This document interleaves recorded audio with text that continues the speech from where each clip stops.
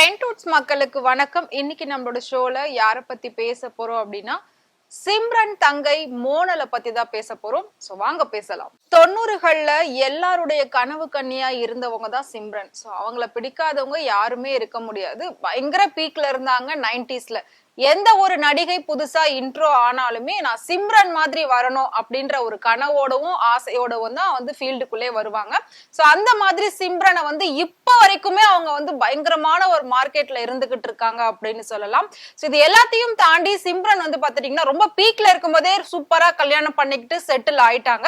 ஏன் அப்படின்னா சிம்ரன் வந்து நிறைய படங்கள் அடுத்தடுத்து கொடுத்துக்கிட்டே இருந்ததுனால அவங்க மேல விமர்சனங்களும் நிறைய வந்துகிட்டே இருந்தது. சோ அதுல இருந்து தப்பிக்கிறதுக்காகவே உடனே வந்துட்டு அவங்க கல்யாணம் பண்ணிக்கிட்டு அழகா செட்டில் ஆயிட்டாங்க. செட்டில் ஆனதுக்கு அப்புறமா கொஞ்சம் வருஷம் மட்டும் இந்த சினிமாவை விட்டு விலகி இருந்தாங்க. திரும்பவும் பாத்தீங்கன்னா வாரணம் ஆயிரம் படத்து மூலமா கம்பேக் கொடுத்திருந்தாங்க. அதுக்கப்புறம் நிறைய படங்கள்ல நிறைய ரோல்ஸ் எல்லாம் பண்ண ஆரம்பிச்சிருந்தாங்க. இப்போ வந்து பாத்தீங்கன்னா ரீசெண்டா குட் பேட் அக்லில அவங்க பண்ணிருக்காங்க. சின்ன ரோல் தான் பண்ணிருக்காங்க, ஆனாலும் ரொம்ப ஸ்ட்ராங்கான ஒரு ரோல் பண்ணிருக்காங்க. அதை தாண்டி சிம்ரனோட ஹிட்ஸ் அப்படின்னாலே அதுல வந்து இந்த பாட்டு இல்லாம இருக்காது. தொட்டு தொட்டு பேசும் சுல்தானா இந்த சாங் இப்ப குட் பேட் அக்லில குட்டி சிம்ரன் மாதிரி பிரியா வாரியரை போட்டு சோ அந்த சாங்க பண்ண வச்சிருக்காங்க. அந்த சாங்குமே பயங்கர இப்ப மறுபடியும் ஹிட் ஆகிட்டு இருக்கு அப்படின்னு சொல்லலாம். இது எல்லாத்தையும் கடந்து சிம்ரனுடைய தங்கை மோனல் இருக்காங்க. சோ மோனல் வந்துட்டு பார்வை ஒன்றே போதும் படத்து மூலமா அறிமுகமானாங்க. அந்த படம் பெரிய அளவுல போகல அப்படின்னாலும் அந்த படத்துல இருக்கிற பாட்டெல்லாம் இன்னைக்கு வரைக்குமே 90s கிட்ஸோட மனசுல இருக்கக்கூடிய ஃபர்ஸ்ட் லிஸ்ட்ல இருக்கக்கூடிய ஒரு சாங் அப்படின்னு சொல்லலாம். அந்த அளவுக்கு அந்த சாங்ஸ் எல்லாமே லிரிக்ஸ் வைஸ் பாத்தீங்கன்னா அவ்வளவு சூப்பரா இருக்கும், அவ்வளோ ஒரு எமோஷனலா இருக்கும், அவ்வளோ ஃபீலிங்கா இருக்கும். சோ அந்த காலகட்ட காதலுக்கு ரொம்பவே ஒத்து போகும் அந்த படமும் அந்த பாட்டும் அப்படின்னு சொல்லலாம்.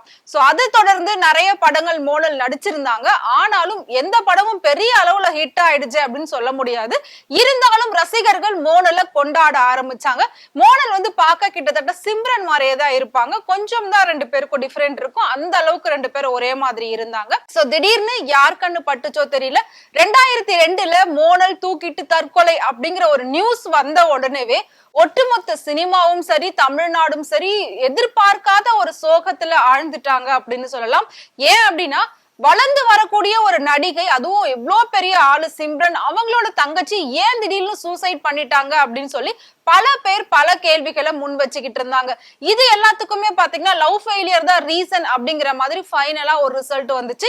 சோ யாருமே எதிர்பார்க்கல, அவங்களுக்கே தெரியாது இந்த மாதிரி ஒரு பிரச்சனை இருக்கு அப்படின்றது. சோ மோனலுமே வீட்டுல யாருக்கிட்டயுமே இதை சொல்லாம மறைச்சு அவங்களுக்குள்ளவே வச்சு ஸ்ட்ரெஸ் ஆகி அவங்க சூசைட் பண்ணி இறந்து போயிட்டாங்க. ஏன்னா ரொம்ப வந்து வளர்ந்துகிட்டே வந்தாங்க, நிறைய படங்கள் கொடுத்திருந்தாங்க, நிறைய சின்ன சின்ன ரோல்ஸ் எல்லாம் பண்ணியிருந்தாலுமே ரொம்பவே நல்லா இருந்தது அவங்களோட படங்கள் எல்லாமே. மனோஜ் கூடவுமே அவங்க சேர்ந்து நடிச்சிருக்காங்க. சோ இந்த அளவுக்கு அவங்க எல்லாத்துலயும் வளர்ந்து வரும்போது திடீர்னு சூசைட் பண்ணி இறந்துட்டாங்க அப்படின்றது யாராலையுமே வந்து ஏத்துக்கவே முடியல அப்படின்னு சொல்லலாம். சோ அவங்க 2002ல சூசைட் பண்ணி இறந்திருக்காங்க. இப்போ 2025ஓட 23 வருஷம் வந்து ஆயிடுச்சு அவங்க இறந்து அப்படின்னு சொல்லி சிம்ரன் இன்ஸ்டாகிராம்ல ஒரு பதிவு போட்டிருக்காங்க. என்ன அப்படின்னா, என்னோட தங்கச்சியை நான் ஒரு நாள் கூட மறக்கல, நீ இல்ல அப்படின்னாலும் தினம் தினம் நான் உன்னை நினைச்சுக்கிட்டு தான் இருக்கேன், நான் மட்டும் கிடையாது, இன்னும் இந்த தமிழ் ரசிகர்களோட மனசுல இருந்து நீ மறையவே இல்லை அப்படிங்கிற மாதிரி ஒரு பதிவை போட்டிருக்காங்க. நீ இறந்தாலும் நான் வந்து உன்னை தினமும் நினைக்காத நாள் இல்ல, நினைக்காத நிமிடங்கள் இல்ல அப்படின்ற மாதிரி தன்னோட தங்கச்சியை பத்தி உருக்கமான ஒரு பதிவு போட்டிருக்காங்க சிம்ரன். திரும்பவும் குட் பேட் அக்லி மூலியமா வந்ததுல இருந்து சிம்ரனுக்கு நிறைய ஃபேன்ஸ் அதிகமாயிட்டாங்க அப்படின்னு சொல்லலாம். நிறைய ரெஸ்பான்ஸ் இருக்கு அவங்களுக்கு. சோ சிம்ரனோட போட்டோஸ் ஆகட்டும், சீன்ஸ் ஆகட்டும், சாங்ஸ் ஆகட்டும், அவங்க போடுற ஒரு கமெண்ட் எல்லாமே பாத்தீங்கன்னா இப்ப வரைக்கும் ஒரு பெரிய பீக்ல இருக்கு அப்படின்னு சொல்லலாம். சோ சிம்ரன் வந்து தங்கச்சியை பத்தி ரொம்ப வருஷங்கள் கழிச்சு இந்த விஷயத்த ஷேர் பண்ணிருக்காங்க. உண்மையிலே வருத்தமான ஒரு விஷயம் தான்.